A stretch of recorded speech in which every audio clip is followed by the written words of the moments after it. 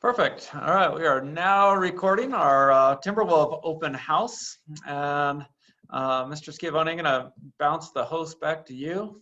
And then we are going to get rolling. Our purpose for this open house tonight is to just make sure that every parent can put a face with the names of the teachers. And so this year we had our orientation right at the beginning of the year where you got a chance to meet one or two teachers. I just wanted to make sure that, we wanted to make sure that you had an opportunity to know who was teaching your kids this year and who they'd be spending their 7th grade year with. So beyond introductions, we're also going to be reviewing learning targets, upcoming assignments, keys to success in high school. And so each teacher in the room will be doing some of that, kind of a 2 to 5 minute summary of what to expect in their class this year and what they've got going on now. And so for our agenda, I'm going to do a brief introduction. Then we'll go into our teacher summaries, and then we'll close with a Q&A, a question and answer. Before I get started about some general things about Escalante, I just thought I would have our Escalante teachers introduce themselves really quickly so that you could see who the Escalante staff are in the room with us tonight. And so let's start with Ms. Piccoli, if you want to get us rolling, just with a quick intro. Okay, hi, I am Connie Piccoli, and I am the math teacher for the Timberwolves. And Nevada? My name is Nevada Benton, and I teach English language arts, for the Timberwolves. All right. Mr. Ski? I'm Dominic Schiavone, and I teach social studies for Timberwolves. And Ms. Canning. And that makes me Tanya Canning. I'm the 7th grade science teacher for the Timberwolves. Okay. And on my screen, below me and to my right is Ms. Black, if you want to introduce yourself. I'm Evelyn Black. I'm the noisemaker at Escalante, except this year it has to be much quieter. Instead of band and choir, I am doing some other fascinating projects with my music classes. All right. And then Ms. Osby will be joining at some point tonight. We've got our White Tigers team meeting going concurrently with this one on the other side. And so once she bounces in, I'll make sure that I pause and give her an opportunity to introduce herself. So a couple things about Escalante that I think are important, just background for families to know. We're still involved in the Expeditionary Learning Network, or the EL Education Network, which has been really helpful this year.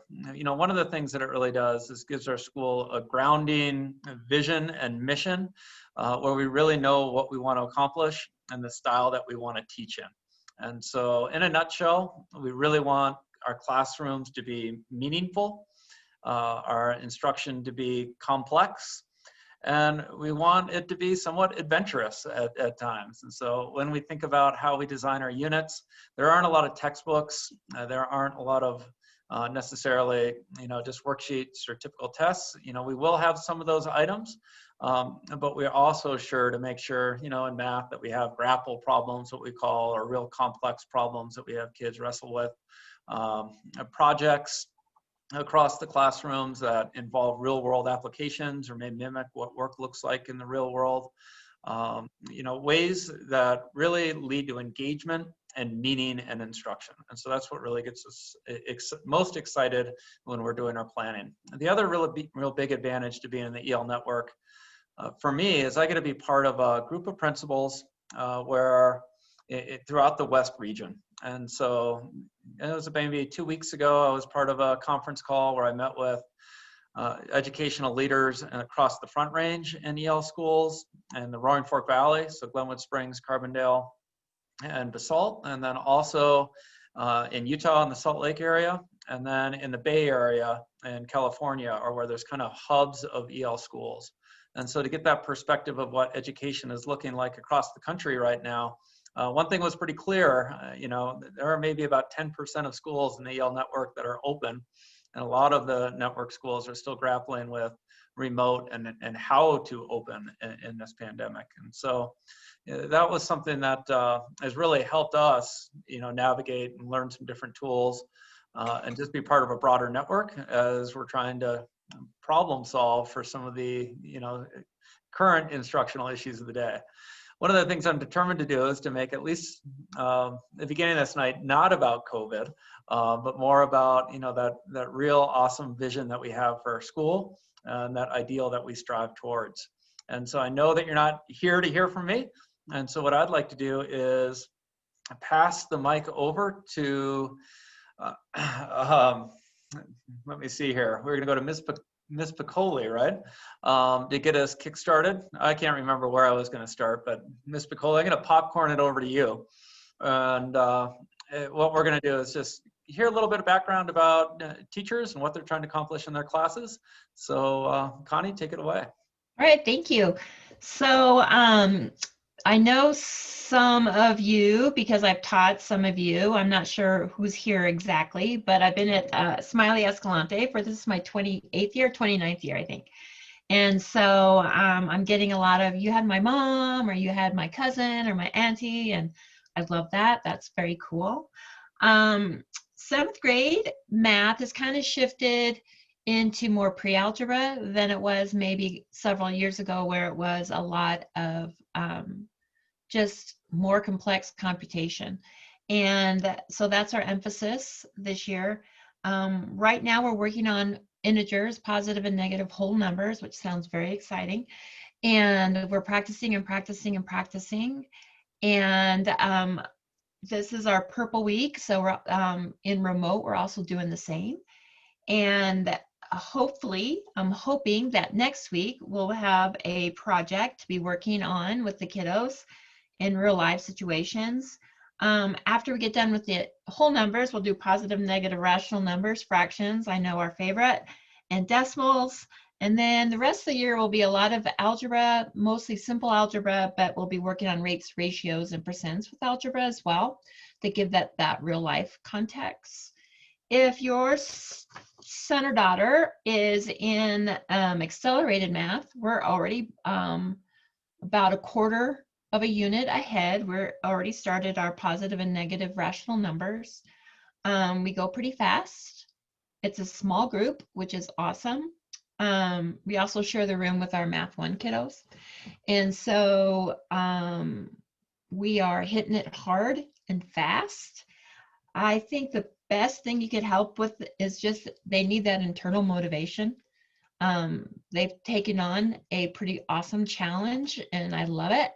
And for the most part, they're stepping up. They're doing a lot of practice every day, and we're going super fast. And the idea is that by the time we get through with our 7th grade year, they'll be a third to halfway through the 8th grade curriculum, which has a lot of linear equations. And so that's what we're hoping. That's what I'm working for. As far as grades go, I know there aren't a lot because I have, after a million years teaching, really the only way I know what kids know is when they do it on their own. And so most of the grades are assessments. They're always welcome to retake or fix a mistake on an assessment to increase their grade, but more importantly, to increase their learning so we can stack it up and move on. So that's that about that kind of stuff. Also with our accelerated group, something we've taken in at Escalante is that they'll maintain an 80% at semesters. So there can be a little ebb and flow in there.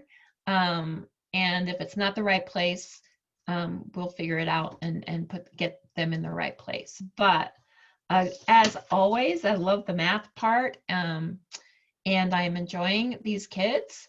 And thank you for showing up. If you ever have any questions specific to math, specific to me, specific to your child, please email me. All right, thank you. Oh, Popcorn, Nevada. Thank you, Connie. Well, once again, I'm Nevada Benton, and I teach English.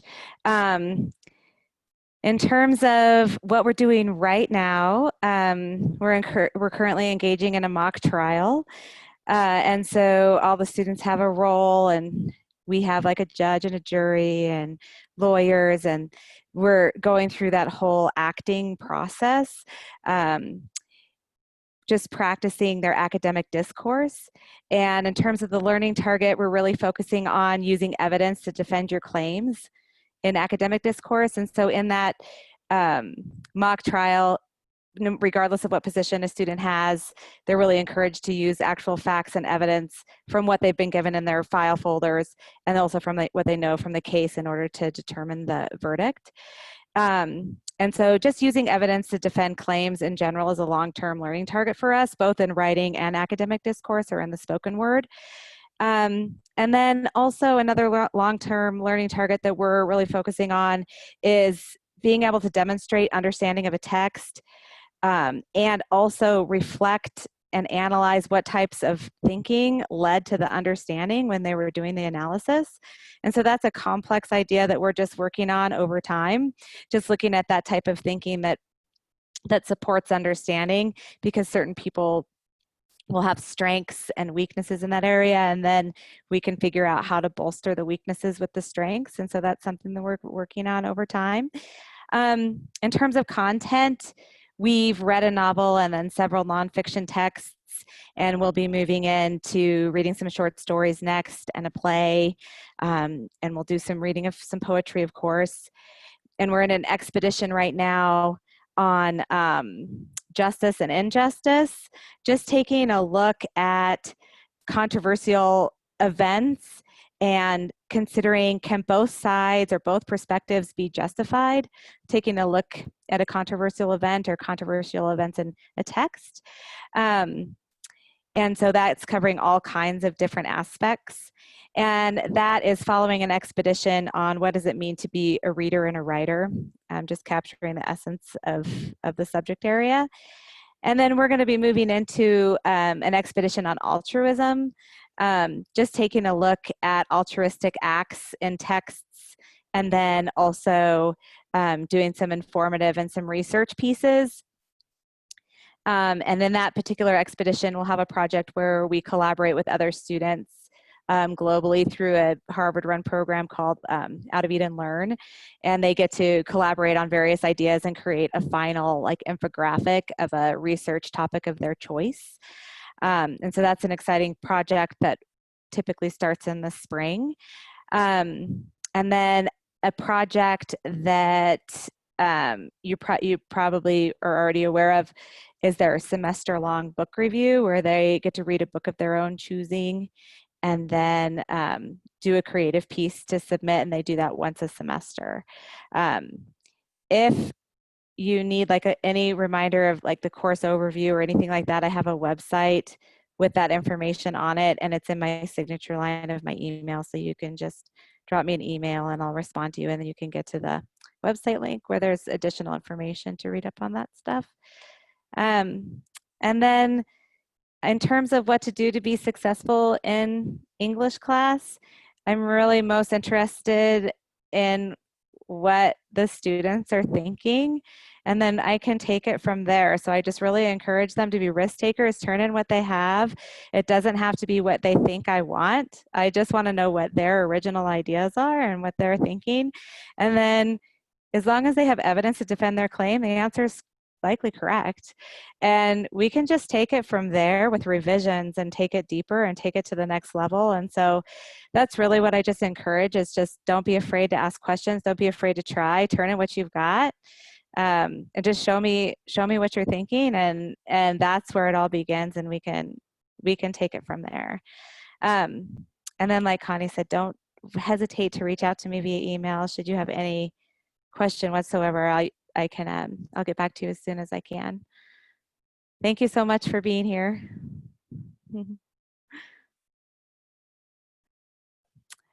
Tanya? Sorry, I always forget to unmute myself. I'm Tanya Canning again, and I just wanted to start off by saying these kids are so much fun, and I love having your kids in class. They are super engaging and have a good sense of humor, and not a lot of introverts as far as I can tell, but I'm really enjoying them. 7th grade science is really heavy on life science. And so far, we spent some time talking about the nature of science. And this week we started kind of a cells case study, and then we'll move into body systems. And then we'll move into reproduction, heredity, and growth, which is always super fun with 7th graders. And then we'll go into history of life a little bit, and then evolution. And if there's time, we'll do a little bit of earth science. Thanks, Lindsay. If there's time, we'll do a little bit of earth science at the end of the school year, mostly focusing on kind of plate tectonics and rocks and things like that. So like I said, we just started a cells unit. I'm really trying to, the first quarter was kind of a little bit trial and error. The 2 weeks on, 2 weeks off thing was, you know, it took a little getting used to, probably for the kids as well as us. So I'm really looking at creating more of just a 2-week kind of unit per se. So while we're doing cells this week, we're really kind of focused on, you know, characteristics of life and this idea that all living things are made of cells, and how do cells function and what do cells look like. We started doing a microscope lab today, and we'll go through the microscope again tomorrow. A lot of the remote kids, it turns out, have microscopes at home, and so that was kind of fun, because I had a gizmo lab that we were going to do, but a lot of them were like, hey, can we use our microscopes at home? So I'm trying to find out ways to incorporate that. We will also, at the end of the week, kind of do a research, kind of digging deeper into the technology and history and of microscopes. So each time we do a lesson, there'll be content and just kind of working with the content. And then my goal is to have a hands-on lab each week, and then just kind of diving deeper into one aspect of kind of our unit. I'm looking at doing an expedition focusing on plants as we move throughout the year, and kind of where would we be without plants, the importance of plants. So each time we have a unit, we'll do some kind of focus with plants. And I guess all I would do is encourage your kids. There's a lot of content in science. It's super content heavy. So just encourage your kids to persevere. You know, work hard, persevere, and they do well. That, and maybe figure out how to stay away from each other. That's been a bit of a struggle, but it's a struggle for everyone. It's a struggle for me, right? So it's hard to keep 7th graders, you know, like that far apart. So, so I'm going to send it to, I'm actually going to send it to Erica. So since she popped in, if she can introduce herself. Hi everyone, I'm Erica Stewart. I'm the 7th grade resource teacher. My role at Escalante is to support all students. I support students throughout the day, as well as the students on my caseload. And I currently support all 3 of the learning models. If you guys need to get a hold of me, my email is estewart@durangoschools.org. Thanks so much. Mr. Schiavone. Hi, Dominic Schiavone again. And yeah, it's very interesting this year. Just the 2-week on, 2-week off rhythm has some really cool aspects to it, but some challenges.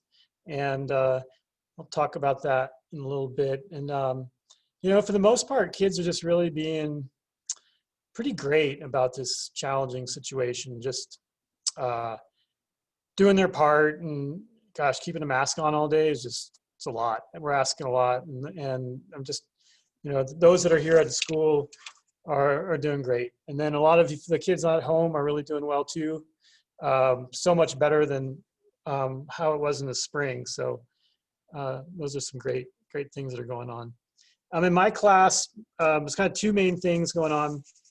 Right now we're doing a case study on democracy, and our guiding question is, how healthy is our democracy? And so we started back with Greece and Rome and looked at the roots of our forefathers' ideas, on our founding fathers' ideas on democracy, where they came from. And so we're just about to go into looking at our own democracy, and really kind of having to pare things down to bare bones, because with the way the schedule works. And so the guiding the learning target that we're aiming for is, I can offer solutions to help keep our democracies strong. So that's going to be we're going to do a Socratic seminar at the end of next week to discuss that and see what kind of things we can come up with. After that, the next big chunk of the year will be History Day, and this year's theme is communication in history, and it's going to be cool. So the first thing that comes to mind is things like telephones and so forth, but really any topic has communication in it, and that's what they could focus on. So civil rights, how did they communicate their issues? How did they protest? How did they get their messages out? World War II, what kind of communication was vital there? So lots of possibilities. And so place I think that is great for parents to help is when parents can kind of talk to about this early stage where they're just starting to decide their topic. It's so crucial they pick a topic they can stay engaged with, and especially if they have a connection to it. So if you have a grandfather or a father or somebody that was involved in something that is historical, that's really cool. Sometimes we've had kids with letters from somebody in Vietnam or World War II, and those are the kind of things that make them really unique and give kids a lot of ownership.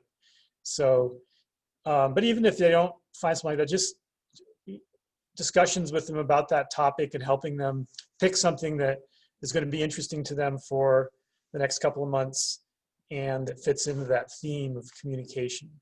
So, yeah, and with History Day, I think just with the time crunch, I think kids are going to, if they want to do well, they're going to need to work in those 2 weeks that they're not with me as well, to keep things moving forward. I know that'll be hard sometimes, but I know that I have certainly a group of kids that are super motivated. It's really exciting, and they did well last year, some of them, and they want to keep going. So anyway, same for me. Email me anytime with questions. I'd love to hear from you. And thanks for being here. Ms. Black, do you want to talk a little bit about what music looks like at Escalante this year? So music has taken a serious morphing event, and it's so cool to see so many of my families in the room from last year. Welcome. Thank you for being here. We are not allowed to do band or choir at this time in the building. Who knows what's going to happen in the future, but we're working on it. Right now I'm offering 7th graders in my class an opportunity to learn how to play piano and do some keyboarding skills, creation of music. I only have them for 9 weeks total. So it's like, how far can we go? And I was so stoked today because first day with the keyboards in their hands, and nearly everybody in the room could play Ode to Joy, at least with one hand, if not with both hands. So I was so stoked to do that when we were just introducing the notes on the staff. So we're gonna hit the ground running and see how far we go. If the kids have had piano lessons before, I will find that level for them and push them on, and we'll just go from there. I'm hoping that for those of you who are band folks, that we can do some band stuff at some point. Please let them keep practicing those instruments and fiddling around with them. Who knows? I want to keep the program alive if we possibly can. And my choir kids in 7th grade are saying, oh, Mrs. Black, we're going to sing. So we can sing outside on our little break. So I may do that. So anyway, holler at me if you need something. Come bang on my door. No, you can't get in the building. Sorry. But you are welcome to email me, and I'll do the best that I can for your family. Thanks for being here. Thanks for blessing us with your kids. Ms. Osby, do you just want to do a quick introduction? Hi, I will do that. Hello, everybody. I love harassing your children, and you will ask them. That's what I say when I harass them. So they are amazing.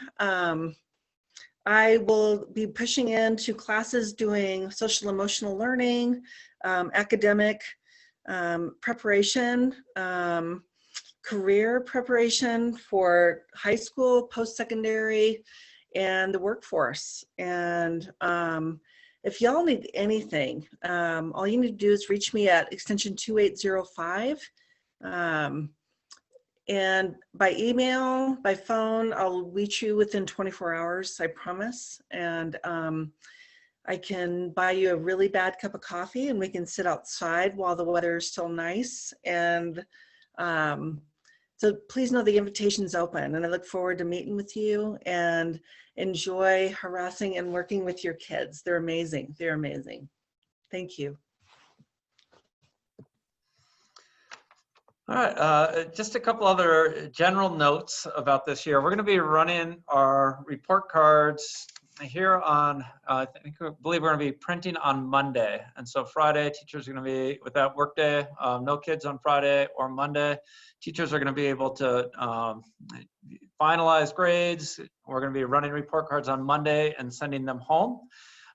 Some of your kids may have already had some iReady scores sent with them. If they haven't, they'll be sent home with the report cards. And I just want to give a couple notes on that data that's coming home. We are super mindful that our kids have been, for some of them, have really struggled to be engaged from March. Like, that was a really rough spring. It certainly was for my kids, as my wife and I were both working full time and trying to manage education and what that looked like. And just, you know, it gives me a lot of relief that we've been able to open schools this year and been able to offer things across different models to meet different families' needs, because school is definitely going better this year, to echo what Dom said, or Mr. Schiavone said, than I felt like it was in April when we were just kind of figuring out what it meant to teach in the midst of a pandemic. For the grades and the report cards, we did iReady testing right at the beginning of the year. And so there's typically a summer slide that kids have. Kids who have like really strong habits of reading tend to go up slightly over the summer with their reading. Kids who don't have real strong habits of reading tend to go down.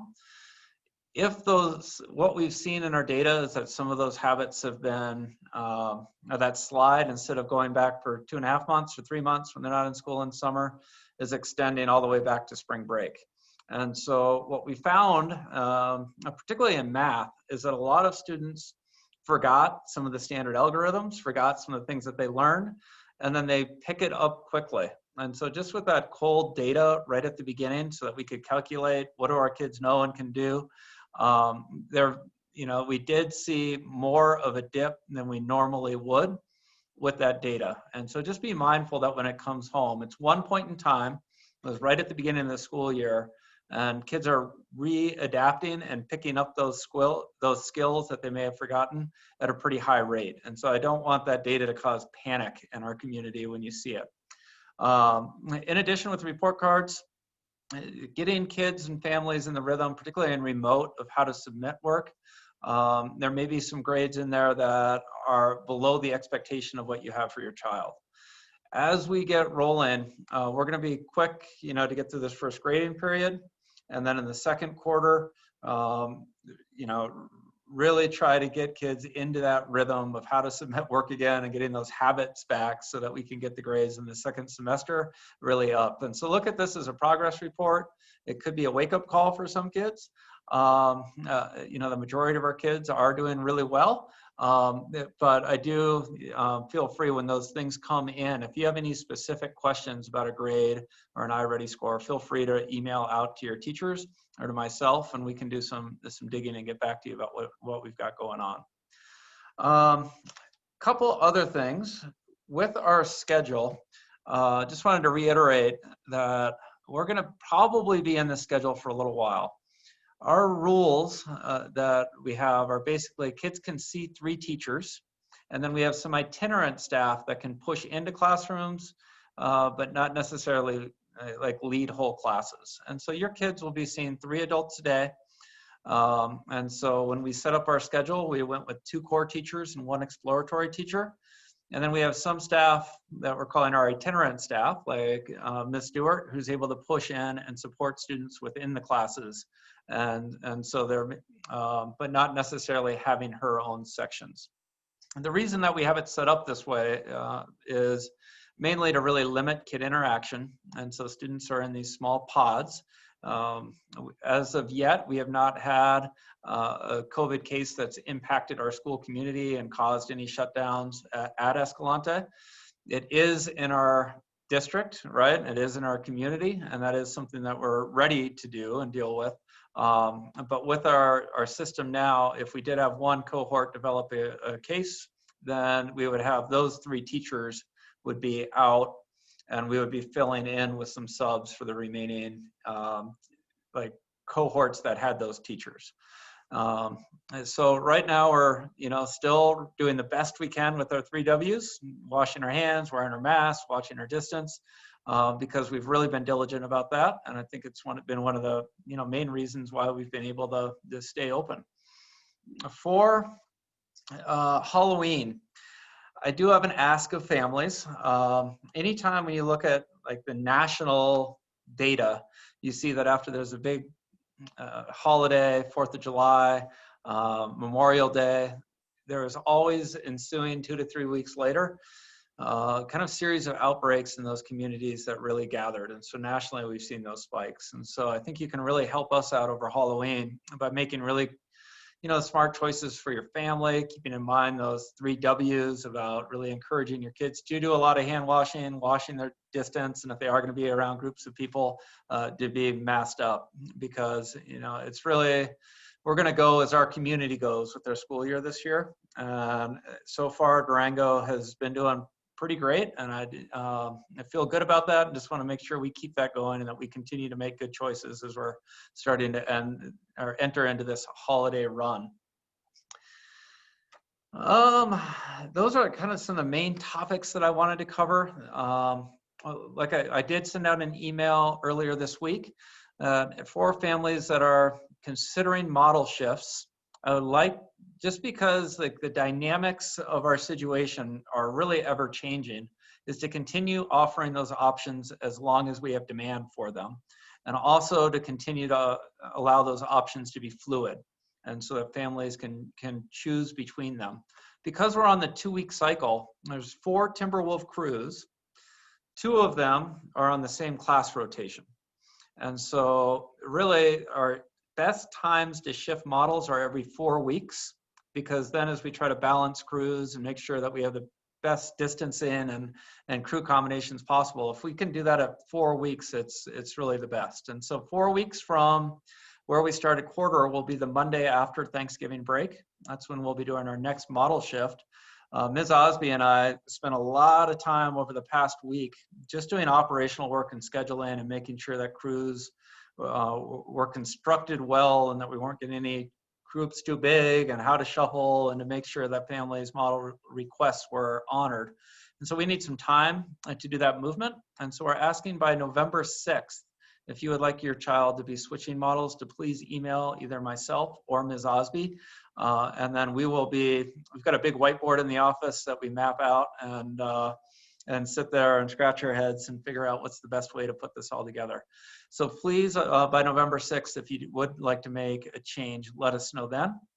We do intend, as long as there's demand, to offer everything. One of the ways that we're set up, really to give our teachers time, is there are 3 crews on Timberwolves that are in person, and there's 1 that is remote.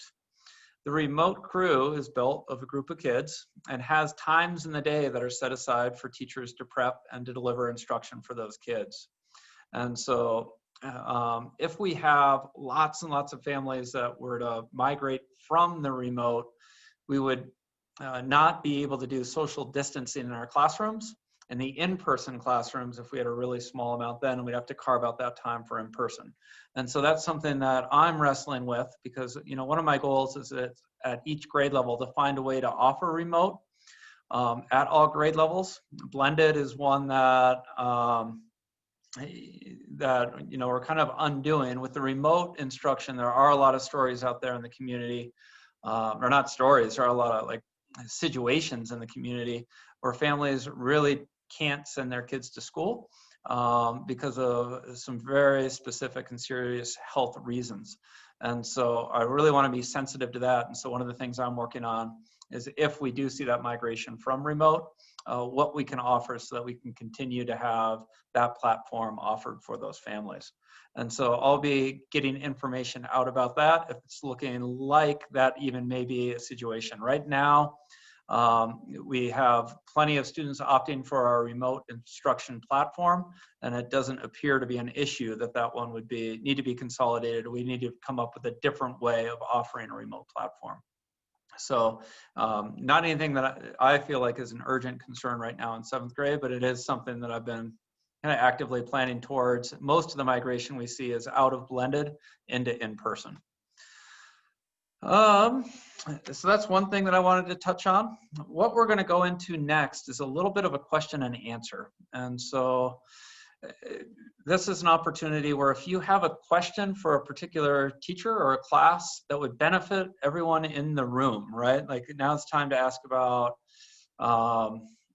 maybe specific projects, maybe about learning targets, things about the master schedule. Ms. Osby and I can help handle anything about, you know, like general crew focuses, school goals, anything that would really benefit everyone. Please unmute and ask that question. If you don't want to unmute, you can type it into the chat box, and we'll be monitoring the chat box and making sure that we can read that question and answer it for the group. So what we're going to do is kind of end the formal presentation part and have a little dialogue. I do encourage you to unmute if you have a question for the team, and because if you do have that question, a lot of people do. If it's something really specific to your child and their experience, go ahead and jot down that question on a piece of paper. You can open up an email. All of our emails are first name, so I'm like Jeremy or Jay, my first initial, Voss, so jvoss@durangoschools.org. And if you have any questions, you can jot off an email that may be just specific to your child. And so I'd like this Q&A session to be more general in nature, but things that would benefit all families to hear that answer. So I'm going to just be quiet for a moment, and then please do, if you have that question, I'm always encourage that first risk taker to unmute and ask their question.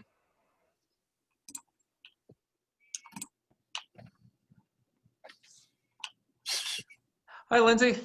Hi, I'm always willing to go first. I have a question about kids collaborating, and I'd love to know if these 4 teachers have any specific guidelines. My son in particular loves to connect with some specific students about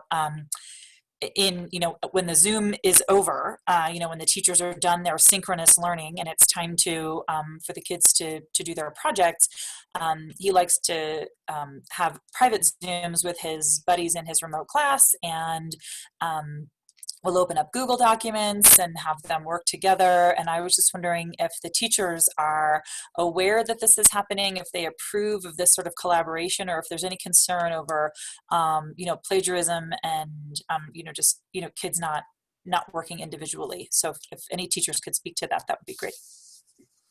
I can start with that. Well, for English class, I've assigned a lot of collaborative pieces, and then have breakout sessions where they can collaborate in a breakout session, and then we come back in the main session and share out what we did. And they're in their small groups. They have breakout sessions where they're working together on collaborative docs, and that's awesome that they're working collaboratively when we're not together. When it comes to, in that instance, I'm looking at the collective thinking and then the individual spoken discourse when they present. In the case of an essay, as we move into like the creative writing pieces we're going to do next week with short stories, well, depending on if you're on silver or purple, over the next 3 weeks, we're going to be doing some creative writing pieces, and that will need to be, they can brainstorm collaboratively to get going at the beginning, but then their final product needs to be an individual piece. But that'll be made clear in the assignment for sure. So basically, I make it clear whether it's collaborative and groupthink, or whether I'm expecting an individualized piece. And I'm always encouraging collaboration. So if it's an individualized piece, but it would benefit to do some additional collaborative beforehand, you can always let me know and I could help facilitate a way for the students to collaborate. And I know Mr. Ski had something to add in on that. Yeah, along with Ms. Benton's good words, I think the communication piece, like I've had students just check in and say, hey, is it okay if we work together on this? And that works great. And so like History Day, students can work together with a partner. For the most part, I don't really encourage more than 2 people working together. Usually one person ends up not doing as much, or it gets a little complicated. So, but I think this year, because the cohorts are so small, if kids want to try to work with a student outside their cohort, I'm willing to look at that. So I usually don't do that because of time, but you know, I think with kids being at home, some of them and so forth, I think it'll be easier for them to contact each other electronically and work things out. So that's my piece.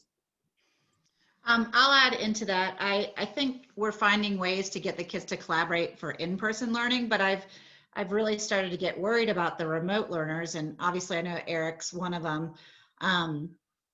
So the more they can collaborate and talk to each other, I think the better. I just, I worry about those kiddos being isolated. And I mean, I know they like text each other and call each other and talk to each other and stuff like that. But if they want to work together, I'm all for it. So, if any of those kids, those remote kids, have ideas, I'll try to intentionally think about more kind of group projects and see, if there's kids out there that want to work together to ensure that they aren't so isolated. I think we're all for it. I think in math, the only thing I would limit would be any type of assessment, because you always want that math discourse. I don't really see them or hear them talking much about that. And they have, a bunch of different levels in there. So, as long as it's not an assessment for math, I'm okay with that for the most part. And Mr. Boss, there's a couple of chat questions. Do you want to look in there, or do you want me to read those to you? I can take those right now. All right, thank you. The current breakdown of remote blended in-person students in 7th grade and 8th grade. So currently we have 168 7th graders.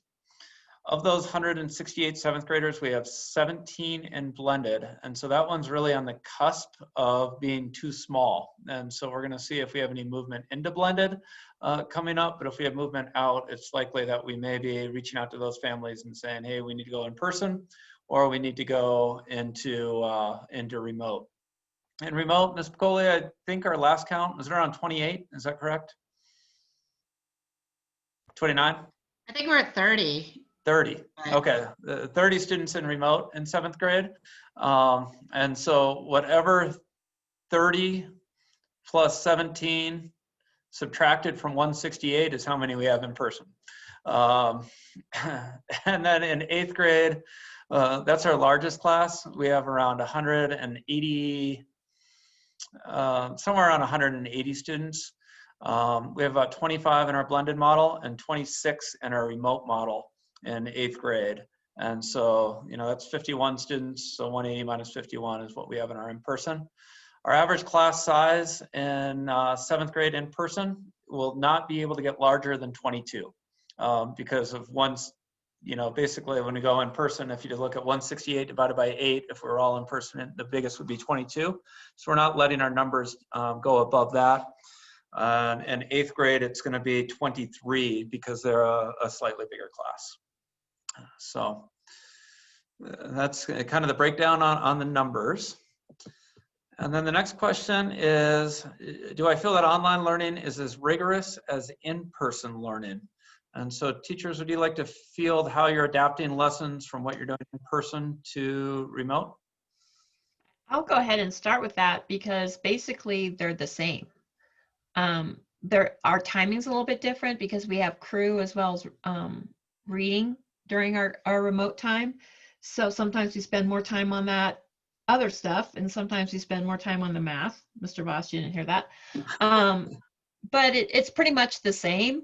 It's a lot of the way I roll it out is I'll let you know how I think you should or could do it, and then go try it. And then I always have time at the end where they're released to do independent work, and I'm in my desk in front of the Zoom, just like we would in a real class where I'd be walking around checking out what they're doing. So in our math, in our Timberwolf math, it's basically the same, basically. That's really why we designed it how we did, is we wanted things to be fluid and families to have choices. So that if you started in remote, you wouldn't get started in a completely different curriculum track, and then we'd be creating gaps if we moved into the in-person. And so part of our design was to allow that movement and to make sure that we were following, when we set our guiding principles, it was we need to follow the same curriculum maps, same complexity, and as best we can model the same projects and end assessments.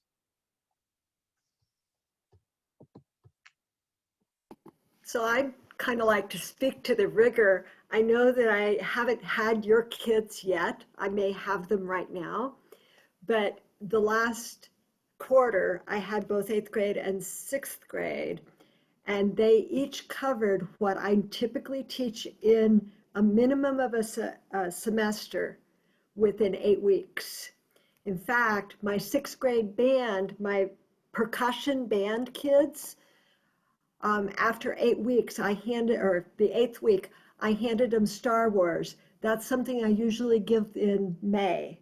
So they were able to play a good chunk of Star Wars, and away we go.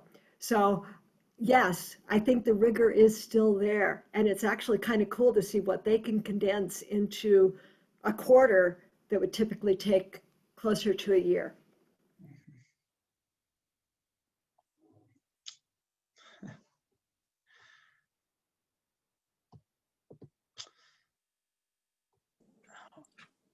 Mr. Voss, I have a question. Yeah, go ahead. First, I just want to say thank you to you and your whole team for doing this tonight. And then I'm at home with our kids while they're doing online, and I can now not remember the number of times that I've walked past them looking at their computer screen and seen every single student with their camera turned off while the teacher is teaching. And I wondered if the teachers, how does that feel? To me, that would feel like standing in front of an actual classroom full of kids with my eyes closed, talking to students who I'm teaching. I've started telling our kids, I don't care if all the other kids have their cameras turned off, turn your camera on so at least the teacher knows that you're sitting there. Is there a preference that the teachers have or some kind of consensus about that, or is it okay to just let kids do what they want? Yeah, I can start with an opening there. It is best when cameras are on, particularly with kids, so that we can see them interact. One of the ways that you can tell if a student's getting it or not is often through facial expressions, right? And so we communicate so much through facial expressions that it's best when they're on. That said, 7th grade is the weirdest year of a person's life, I'm almost convinced. Like, it is a very dynamic time. It's a time of change, a time where there's a lot of like individuation starting to happen, a time of, it's starting to flex both independence, but also having greater insecurities. And so having the camera on and being in that camera can feel really hard for kids. And that's something that, I remember wrestling with my 7th grader last year, was, like, she had loved her crew, always loved her crew. And then all of a sudden it was hard to go on crew because of that feeling of being on camera. And so it's a battle. It's one that, the more that you can encourage your kids to have their cameras on, it makes us, I think as teachers feel like we are teaching to an audience, and then we can read their facial expressions and see more about the level of engagement. And so, yes, it's a great thing to have, but it's also can be a hard ask of middle school kids. Yeah, I think that's a great question. It's one of the toughest things about teaching online, and we talk about it as a staff, as a team, and we do things like, okay, everybody, turn your cameras on, at least show a hand at the top of your head or something. But when I joined back to the online crew on the next in a week and a half, I was thinking that was going to be one of my topics, just to kind of talk about it. It's like to let them know how it feels for me, sitting there, all these blank screens, and I have no idea what kids are doing behind those really. And I know that most, half of them are quite engaged. And anytime I ask for something in the chat room, they're there. I can call on them, and they'll still answer. But there's another half that, they're not necessarily there. That makes it hard. They'll do parts. They'll kind of check in and out or something. So, thanks for asking. And I think, encouraging parents to. Yeah, I agree. Talk to kids about it. Yeah, I'm Kathy. I'm Gavin's mom. I'm not Jean Campion. And I don't know, I wanted to thank you, Kelly Bard, I guess, for your question, because that was very helpful for me. And just to let you know, Dominic, most of the time he is paying attention. The other thing I wanted to say, I think it was Benton that referred to the group sessions as groupthink. Don't you think that's a little creepy, kind of Orwellian? Well, maybe my vocabulary wasn't exactly perfect on that, but thinking together as a group and building off each other's ideas, where if one person gets an idea, then you can build on it, like making a big stack of ice cream, like making a big 5 stack. So like maybe sometimes everyone's ideas make something bigger than what you would have had on your own. That's what I was intending, as opposed to George Orwell. Whoa. I give you some yeah. stuff over that. Okay, I'm a pain in the rear, I know. I mean, same thing is like, just because I didn't think about that. Like, I never thought about that. And I actually had some students at the very beginning say, I don't feel comfortable today. And I'm like, that's fine. But there are times when I'll say, okay, when we're done with our independent work, everybody has to do something. And whether it's, I see a lot of top of heads, I'm like, just flash, like turn off or mute and unmute if you don't want to say anything, chat with me. And 85% of the time everybody's there doing what they want to do.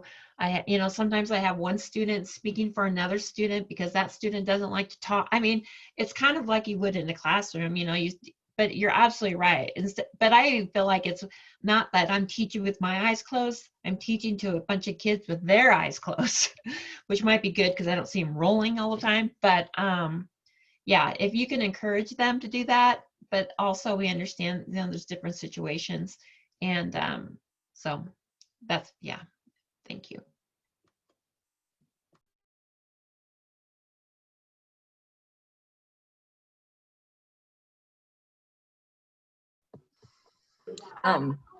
May I yeah, have a question I that's did. along with that?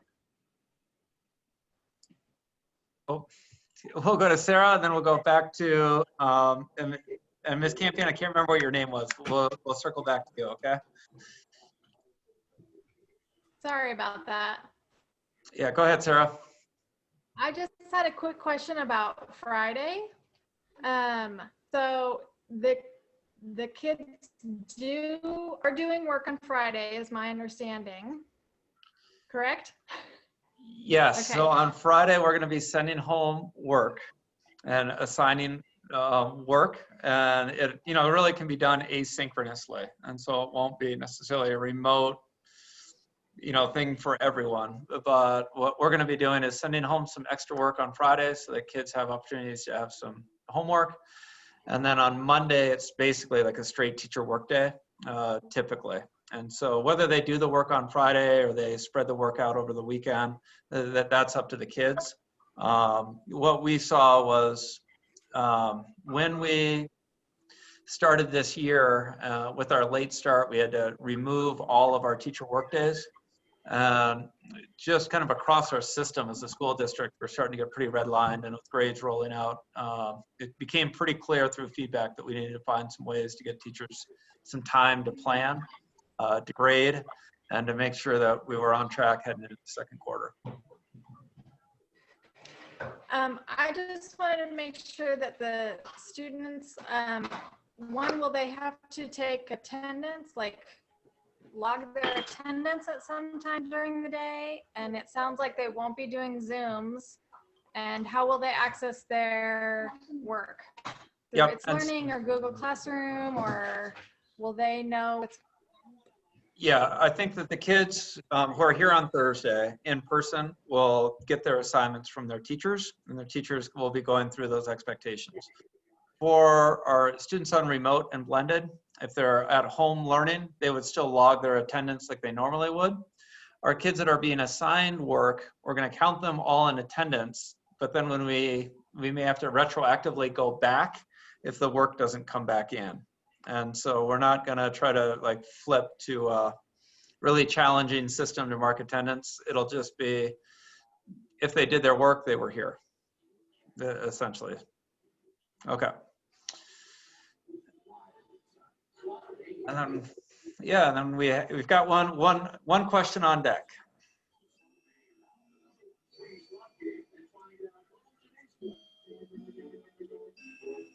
And I'm sorry, I can't remember her name. It's Jean Campion on my screen. Oh, yeah. Yeah. Okay. I guess I was already unmuted. Okay. What was I going to ask? Oh, no, I was just going to tell you that the way my son has been doing it is if like the class is working on something that they've broken away and then they're going to work on something and then come back a little bit later, or there's another question and answer session and he doesn't have any questions, he will want to go away from the computer and have me tell him when I hear voices so he can come running back. And I'm around the corner in the other room. And so, yeah, I noticed that a lot of you have been, when you come back, you'll say, hey, is everybody there? You know, we're coming back, let's get everybody in. And that's very helpful because that like gives us the few moments that we need for him to run up the stairs, which is like his PE now, so. So I don't really want to change the system, but I guess I just wanted to let you know what's going on in case you think that he missed something. It was probably like the first thing you said after coming back from a break. Gotcha. I don't know if it's maybe important to have him turn his camera on even when he's not unmuted, if that would help. I think if he's doing work to get kids in remote, finding ways to get them away from a screen and to do work is really healthy. And as long as when they pull together, he comes back, that's totally fine. Yeah. Yeah, he goes and uses his laptop downstairs, and then he uses the upstairs computer for Zoom because we can't, for some reason, figure out how to get Zoom on his laptop. Gotcha. All right. Oh, and Jean Campion is my mother. Okay, gotcha. And I'm Kathy Dougherty, or Catherine Dougherty. Kathy, okay. Yeah. I'll remember that one. All right, any other questions out there? I saw a comment of just what parents can do. And, you know, I just think that we're all pretty fatigued with wearing our masks and asking kids to be distanced and stuff. And just encourage them to hang in there, as, you know, it seems like the numbers are inching up again, that we have to keep vigilant and keep on it. And we've done well so far. So I hope we can keep going. And I, for one, really appreciate the fact that I'm in school with the kids, and you know, I enjoy the one online group too, but I wouldn't want to do that all day. So thank you all for being here.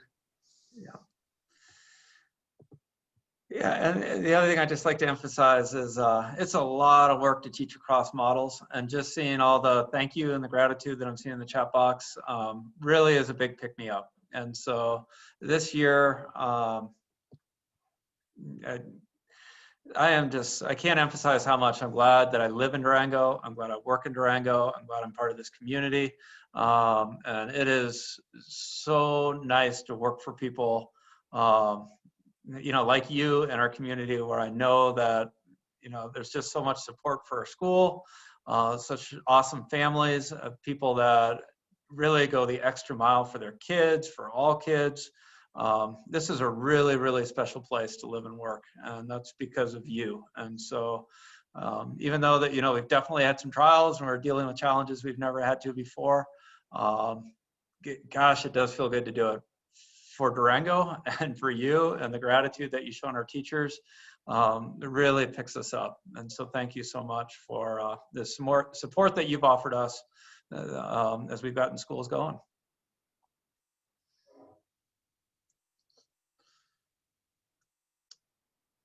So teachers, while you're kind of soaking in some of that gratitude in the chat box, if there are any questions left out there, feel free to pop in. And I'm just going to give it a little wait time and wait for any questions that may come up. But yeah, again, to echo our teacher sentiments, thank you so much for joining us tonight. And if anyone asks, your friends out there, we will be getting this recording out very soon through email, so the families that weren't able to hear will have access to it as well. Thank you guys all so much, Jeremy, and the entire, it's been a great year so far. Like, it far exceeded our expectations. We kind of prepared Grady to be coming home and being homeschooled, and I think everything's gone better than we expected, and we're very, very grateful to all of you for making that happen. Thank you.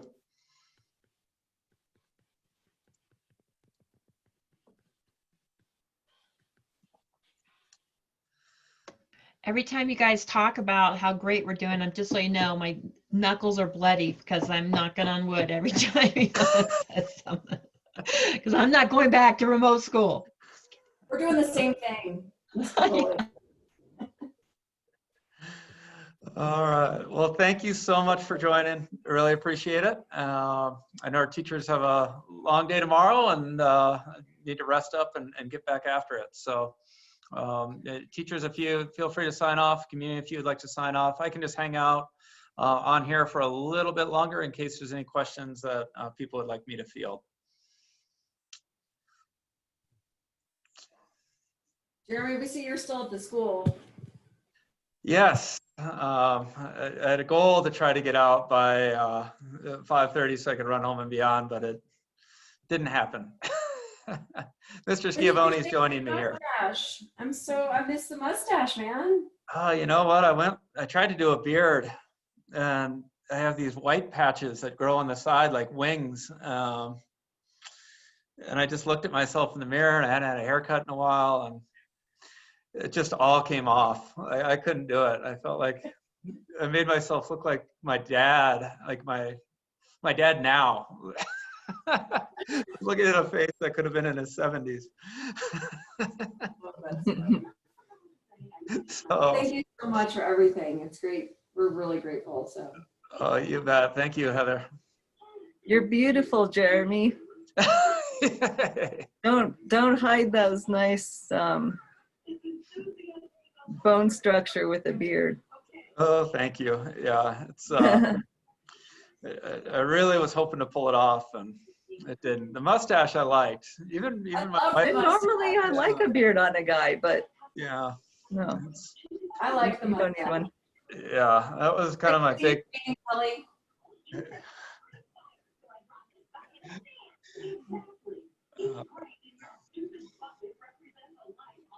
Well, take care, everybody. Have a good night. Bye. And we're going to keep the mustache love for posterity in this meeting. So take care.